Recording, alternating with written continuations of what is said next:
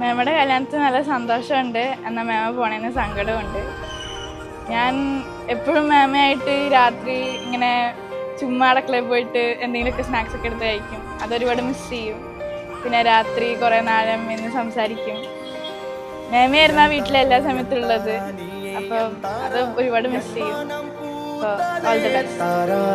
கண்பூரா நீதான் தாரா கண்ணார காண்கிறேன் பூரா தண்ணீரை கூசிக்கொண்டே மெல்ல செல்லும் பிம்பங்கள் நீயாகிறாய் எதிரே என்னோடு காதல் வந்தே என்ன சொல்ல வெட்கங்கள் பேசுதே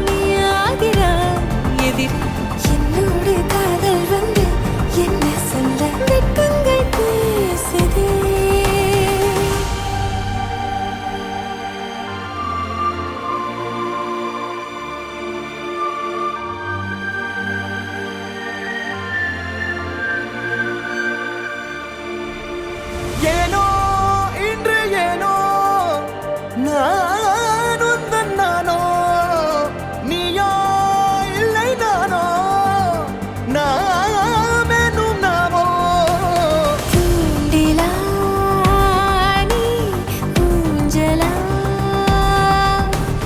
தூரலா நீ காணலா பிரத்யேக மௌனம் நீ கொண்டு வந்தாய் என் வார்த்தையானதே இல்லாத ஊரில் இல்லாத பேரில் நம் காதல் வாழ்வுமே ஹோய் நம் காதல் வாழ்வுமே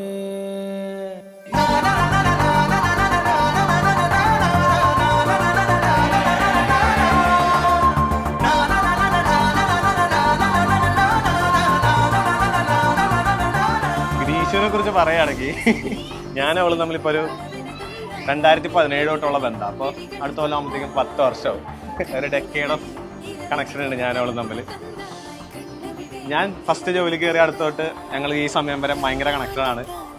എനിക്ക് the go to go person എന്ന് പറയാൻ പറ്റുന്ന ഒരാളാണ്. എനിക്ക് എന്തും വിളിച്ച് എന്തും സംസാരിക്കാം, അവൾക്കും എങ്ങനെ. ഞങ്ങൾ അങ്ങനത്തെ എനിക്കറിയില്ല, ഇത് ലൈക്ക് അത്ര ഡീപ്പ് കണക്റ്റഡാണ് ഞങ്ങൾ. ഈ റിലേഷൻഷിപ്പ് തുടങ്ങിയപ്പോൾ തൊട്ട് ഈ സമയം വരെയുള്ള ആ ഗ്രോത്തും എല്ലാം ഞാൻ കൂടെ നിന്ന് കണ്ടിട്ടുള്ളതാണ്. I am so happy finally to get married.